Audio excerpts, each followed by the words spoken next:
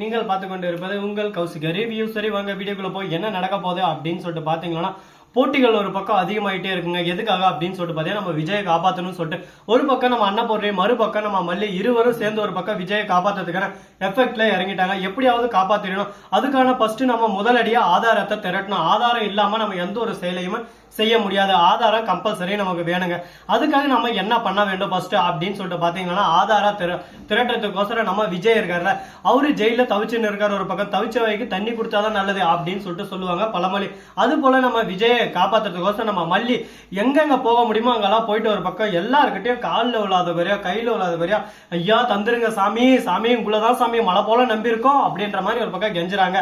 யாருக்கிட்ட ஃபர்ஸ்ட் அப்படின்னு சொல்லிட்டு பாத்தீங்கன்னா, இந்த சுடர் இருக்கால அவளோட அடியாள், அதாவது ரகுவுக்கும் சுடருக்கும் அடியாளா ஒருத்தன், ஒரு வயசு பையன் ஒருத்தன் இருந்தான். அவனை தான் அடியாளா பிடிக்கிறாங்க. அவங்ககிட்ட போயிட்டு, இதோ பார் தம்பி, நீ தான் லாஸ்டா அந்த வீட்டுல இருந்த, சிசிடிவி கேமரா எல்லாமே எங்களுக்கு இருக்கு, எனக்கு நீ ஆதாரத்தை மட்டும் கொடு, மத்ததெல்லாம் நான் பாத்துக்கிறேன், உனக்கும் இதுக்கு எந்த பிரச்சனையும் வராது, என்னோட வீட்டுக்காரர் விஜய் வெளியே வரணும், அதுக்கு நீதான்பா எனக்கு உதவி பண்ணும் அப்படின்னு சொல்லிட்டு சொல்றாங்க. இதோ பாருங்க மேடம், நீங்க யாரு ஃபர்ஸ்ட், நீங்க எந்த இதுல வந்து என்கிட்ட பேசினிருக்கீங்க, நான் யாரும் தெரியுமா ஃபர்ஸ்ட், உங்களுக்கு யாருன்னே தெரியாம பேசினிருக்கீங்க அப்படின்னு சொல்லிட்டு சொன்னேன். இதோ பாரு தம்பி, நீதான்றதுக்கு என்கிட்ட ஆதாரம் இருக்கு, இதோ பாத்தியா அப்படின்னு சொல்லிட்டு வீடியோவை காட்டுறாங்க.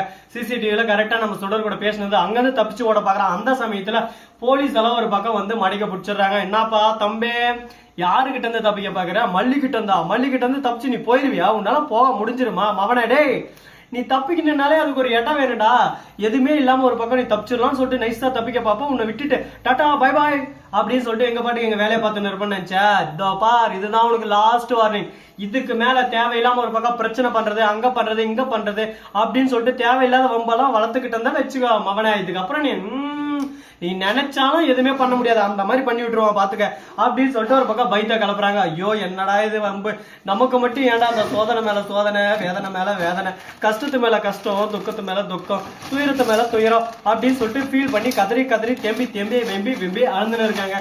இதெல்லாம் எங்க போய் முடிய போகுதுன்னு சொல்லிட்டு தெரியலங்க. ஆனா பரவாயில்ல, பாத்துக்கலாம், வாழ்க்கையில கஷ்டம் வராம இருக்கு அப்படின்னு சொல்லிட்டு அந்த ரவுடி மூலியமா ஒரு பக்கம் ஒரு உண்மையை கண்டுபிடிச்சாங்க. என்னன்னு சொல்லிட்டு பாத்தீங்கன்னா, சுடரு இன்னும் ஏதோ சுடருக்கு ஏதோ அவ்வளவு சுடர் உயிரோடு தான் இருக்காங்க அப்படின்ற ஒரு உண்மையை கண்டுபிடிச்சிட்டாங்க. இது ஒரு நல்ல விஷயமா தான் இருக்கு.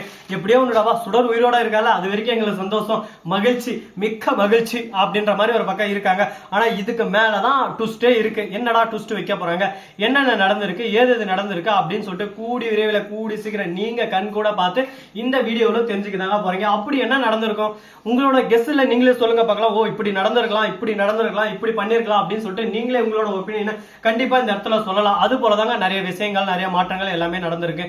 இதெல்லாம் ஒரு பக்கம் போட்டோம் சொல்லிட்டு ஒதுக்கி வச்சாலும் மறுபக்கம் என்ன நடக்குது அப்படின்னு சொல்லிட்டு பாத்தீங்கன்னா, நம்ம கதிரேசன் இருக்கால, அவரால முடிஞ்ச வரைக்கும் அந்த பார், நான் யாருக்கும் எந்த தொந்தரவும் கொடுக்க மாட்டேன், எனக்கு என் பொண்ணை ரொம்ப பிடிக்கும், என் பொண்ணை பிடிச்ச ஒரே காரணத்துல தான் மாப்பிள்ளைய கஷ்டப்படுத்திருந்தேன், ஆனா இப்ப என் மாப்பிள்ளை வெண்பா மல்லி இவங்க தான் என்னோட உலகம், என்னோட உசுரா மாட்டாங்க, அந்த அளவுக்கு ஒரு பக்கம் எனக்கு என் கூட சேர்ந்து எல்லாத்துக்கும் ஹெல்ப் பண்ணாங்க.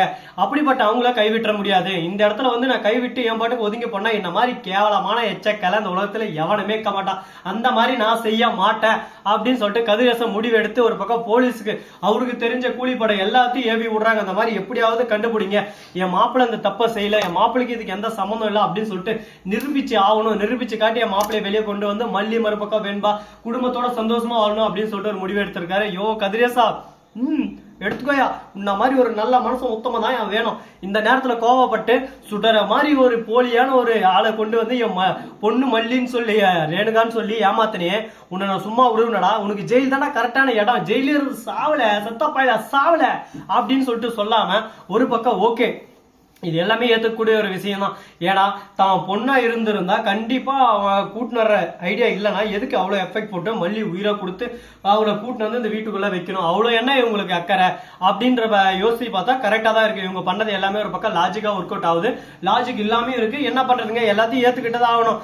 ஏத்துக்கிட்டதானே வாழ்க்கையில ஒரு பக்கம் அடுத்தடுத்து மூவ் பண்ண போயினே இருக்க முடியும். இல்லைன்னா ஸ்ரீனிவாசா கோவிந்தா அப்படின்னு சொல்லிட்டு ஒரே இடத்துல தான் உட்காந்துடணும். அதனால முயற்சி உடையார் இகழ்ச்சி உடையார், அந்த பழமொழிக்கு ஏற்ற மாதிரி நம்மளோட முயற்சியை நம்ம என்னைக்கும் விடாம வெற்றி படிக்கட்டு மலைகளை முட்டும் வரை விட்டு அப்படின்னு சொல்லிட்டு ஒரு பக்கம் பாட்டை போட்டு நம்ம வழியில நம்ம போயிட்டே இருந்தா நம்மளுக்கு எந்த பிரச்சனையும் இருக்காதுல்ல அப்படின்ற மாதிரி ஒரு பக்கம் முடிச்சு விட்டுலாம். சரி, இதுக்கப்புறம் என்ன நடக்க போகுது, என்னென்ன விஷயங்கள்லாம் நடந்துருச்சு அப்படின்னு சொல்லிட்டு பாத்தீங்கன்னா கரெக்டா நம்ம வெண்பா குட்டி இருக்காங்களா அவங்க என்ன பண்றாங்க அப்படின்னு சொல்லிட்டு பாத்தீங்கன்னா செம்ம கியூட்டா இருக்காங்க ஒரு பக்கம். வெண்பா என்ன காரணம் என்ன ரீசன் அப்படின்னு சொல்லிட்டு பாத்தியா வெண்பா ஒரே வார்த்தை தான் சொல்றாங்க. இதோ பாரு மல்லியம்மா, டாடா இந்த கொலையை செஞ்சிருக்க மாட்டாரு, டாடாவை பத்தி எனக்கு நல்லாவே தெரியும், நீங்க தேவையில்லாம ஒரு பக்கம் டாடா மேல பழி போடாதீங்க அப்படின்னு சொல்லிட்டு கோவப்படுறாங்க. டாடா மேல பழி போடாதீங்க அப்படின்னு சொல்லிட்டு ஒரு பக்கம் சொல்லிருக்காங்க. அந்த சமயத்துல ராஜேஸ்வரி உன் அப்பா அப்படிதான், உனக்கு என்ன தெரியும் அப்பனை பத்தி, உன் அப்பா கூட பிறந்து வளர்ந்தவன், எனக்கு தெரியும் அப்பா யாரு என்ன எவன லொட்டு லொஸ்கு எல்லாமே. நீ என்கிட்ட வந்து இந்த வாய் சாடால் விடுறது, அந்த சாவடால் விடுறது, இந்த சாவடால் விடுறது, இந்த வேலையெல்லாம் வச்சுக்காதுன்னு சொல்லிட்டு கோவப்பட ஆரம்பிக்கிறாங்க நம்ம ராஜேஸ்வரி. வந்து நீங்க சொல்றதெல்லாம் பார்த்தா இதுக்கு எல்லாத்துக்கும் நீங்க தான் மூல காரணமா இருப்பீங்க போல.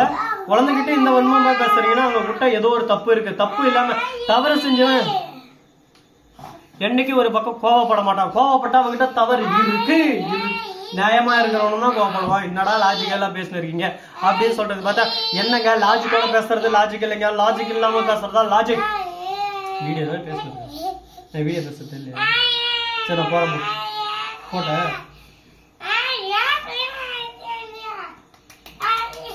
நடுவுட்டுக்கு. இந்த வீடியோ பிடிச்சிருந்தா லைக் பண்ணுங்க, கமெண்ட் பண்ணுங்க, ஷேர் பண்ணுங்க, டிண்டிங் மேல தட்டி விட்டு போங்க. அப்பதான் நான் போற அடுத்த வீடியோ உங்களுக்கு கூட நோட்டிபிகேஷன் வந்து கொண்டே இருக்கும். மிக்க நன்றி, தேங்க்ஸ் ஃபார் வாட்சிங், டாடா see you. நன்றி, வணக்கம், வந்தனம், பாருங்க தருங்க, டாடா.